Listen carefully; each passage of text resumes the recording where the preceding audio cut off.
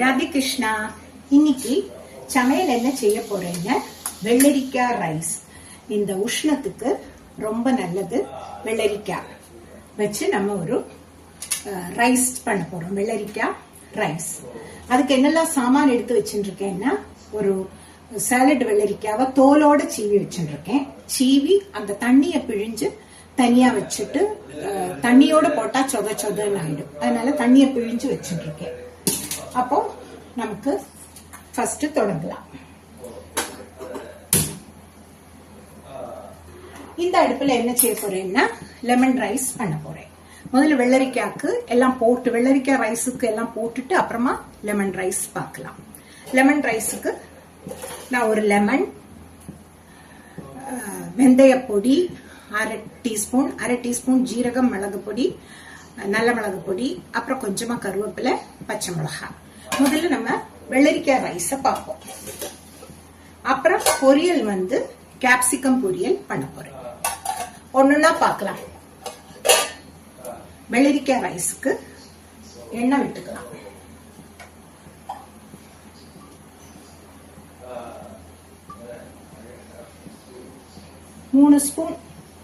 மூணு டீஸ்பூன் எண்ணெய் விட்டு இருக்கேன்.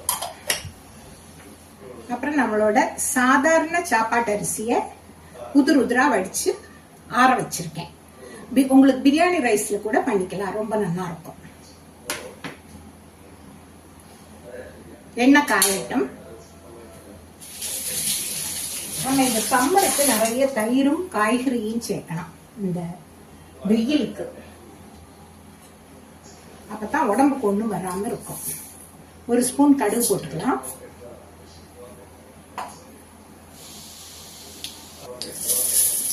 ஒரு ஸ்பூன், ஒன்னரை ஸ்பூன், சின்ன ஸ்பூன், ஒன்னரை ஸ்பூன் கடலைப்பருப்பு போட்டுருக்கேன். ஒரு ஸ்பூன் உளுத்தம்பருப்பு.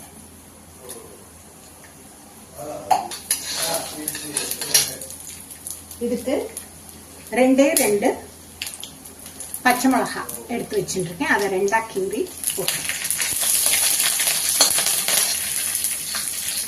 கொஞ்சமா கருவேப்பிலை போட்டுக்கலாம்.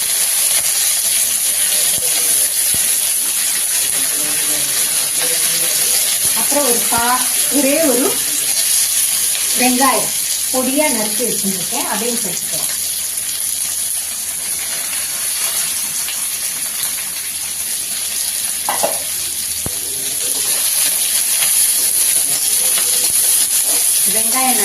வெங்காயம் வதங்கிறதுக்கு வேண்டி கொஞ்சமா உப்பு போட்டுக்கலாம். கொஞ்சமா இந்த வெங்காயத்துக்கு மட்டுமா உப்பு போட்டிருக்கேன்.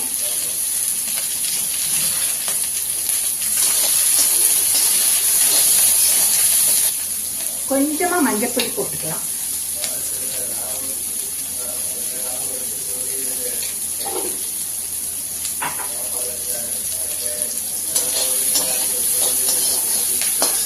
வெங்காயம் நல்லா வதங்கியாச்சு. வெள்ளரிக்காவை போட்டு,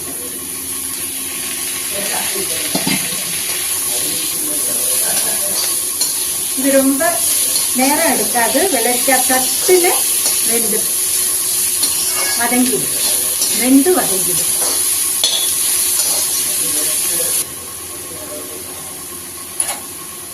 ஒரு 2 டேபிள் ஸ்பூன் தேங்காய் பால்,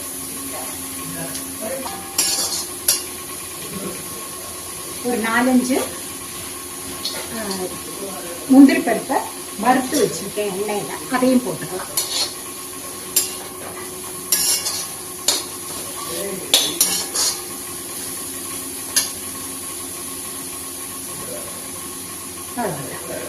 இதுல இனி இந்த சாதத்தை போட்டு,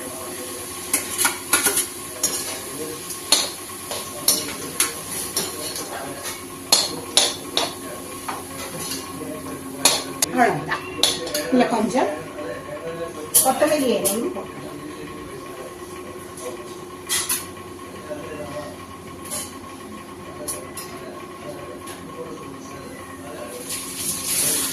வாசனைக்கு கொத்தமல்லி இலையும் மேல.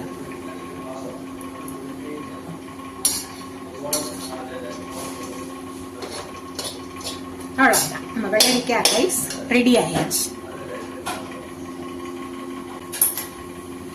அடுத்ததா லெமன் ரைஸ் பண்றதுக்கு ஒரு டம்ளர் தண்ணி வச்சுட்டு இருக்கேன்.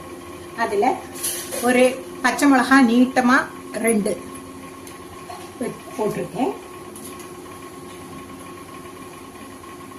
இதுலயே வெந்தய பொடியை போட்டுக்கலாம்.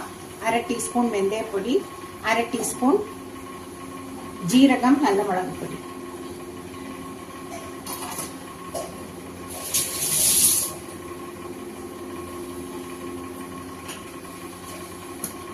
ஒரே ஒரு டீஸ்பூன் ரசப்பொடியும் போட்டுக்கலாம்.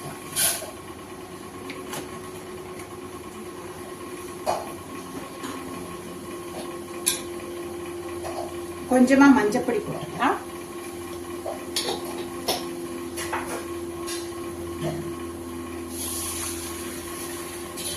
ஒரு டம்ளர் தண்ணி, ஜலம் ஊற்றியாச்சு. 2 டம்ளர் ஜலம் விட்டுருக்கேன்.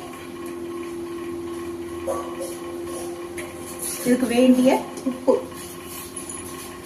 கொஞ்சமா போட்டுக்கலாம்.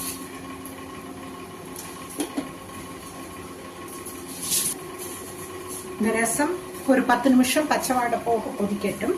அதுக்குள்ள அந்த வாணலியில நம்ம எண்ணெயை விட்டு கேப்சிகம் பொரியல் பண்ணிக்கலாம்.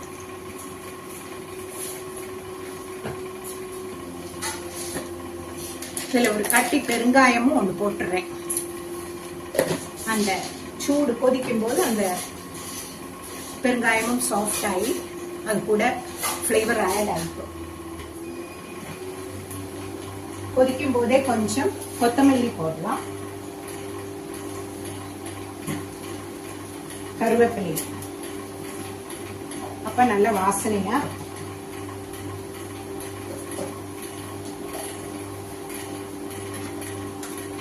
இங்க கேப்சிகத்துக்கு எண்ணெய் விட்டுக்கலாம்.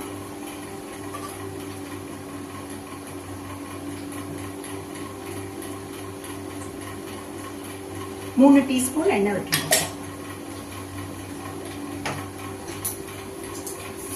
ஒரு ஸ்பூன் கடுகு போட்டுக்கலாம்.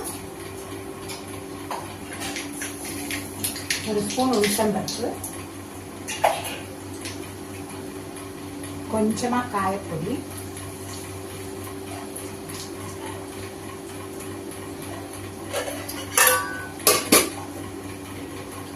கேப்சிக பொரியலுக்கு ஒரே ஒரு கேப்சிகமும் சின்ன வெங்காயம் ஒரு 4-5 உரிச்சு வச்சுருக்கேன். சின்ன வெங்காயமும் கேப்சிகமும் போட்டு பண்ணினா ரொம்ப டேஸ்டா இருக்கும்.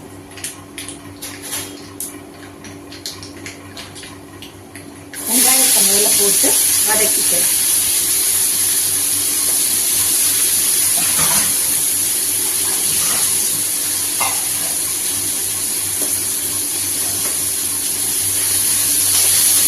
வதங்கின அப்புறம் கேப்சிகத்தை போட்டுக்கலாம்.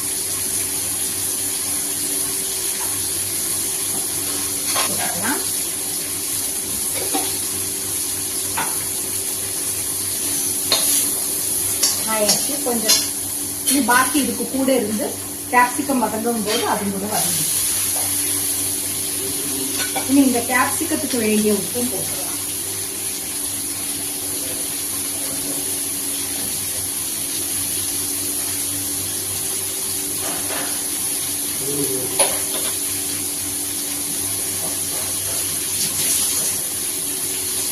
இது நல்லா வதங்கட்டும்.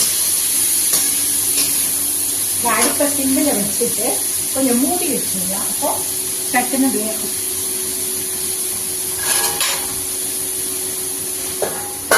அடுப்பை சிம்மில் வச்சிருக்கேன்.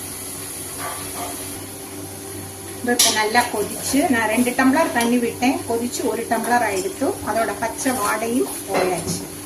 அந்த பொடியோட ஒரு 50 கிராம் நான் சுவாமி நெய்வேத்தியத்துக்கு பருப்பு மாற்றி வச்சுட்டு பாக்கி ரசத்துக்கு இதில் எவ்வளவு விடணுமோ, எவ்வளவு தண்ணி விட்டு விளாவணுமோ அந்த மாதிரி தண்ணியை விட்டு போட்டுக்கலாம். உங்களுக்கு எவ்வளவு ரசம் வேணுமோ அந்த மாதிரி தண்ணி.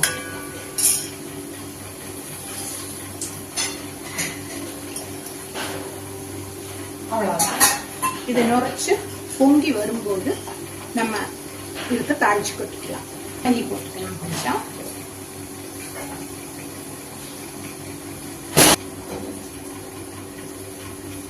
இது நல்லா நுரைச்சு வந்துடுத்து. இனி இதுக்கு தாளிச்சு கொட்டிக்கலாம்.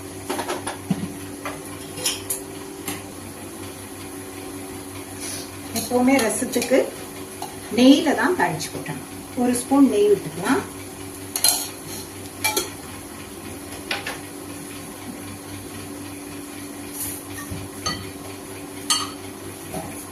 கடுகு ஒரு ஸ்பூன் போட்டுக்கிறேன். ஒரு ஸ்பூன் ஜீரகம், கருவேப்பிலை,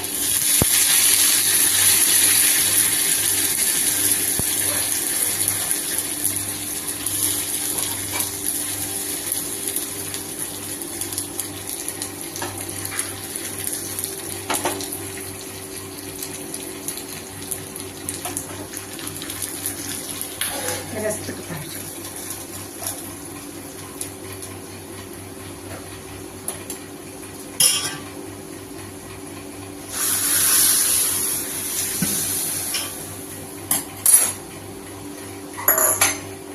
அப்புறம் ஒரு 2 நிமிஷம் இதை ஆறட்டும்.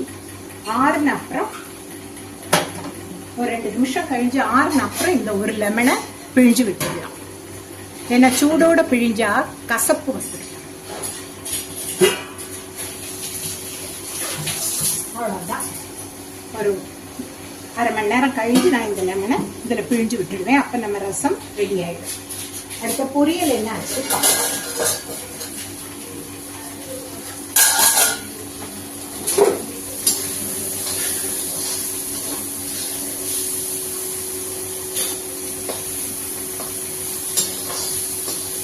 நல்லா வதங்கி ஆச்சுன்னா இதுக்கு லேசா சாம்பார் பொடி போட்டு நம்ம அடுப்பு ஆஃப் பண்ணிடலாம்.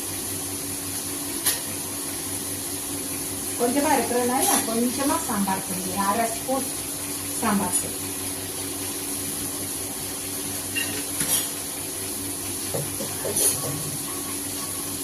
நல்லா கிண்டி விட்டுக்கலாம்.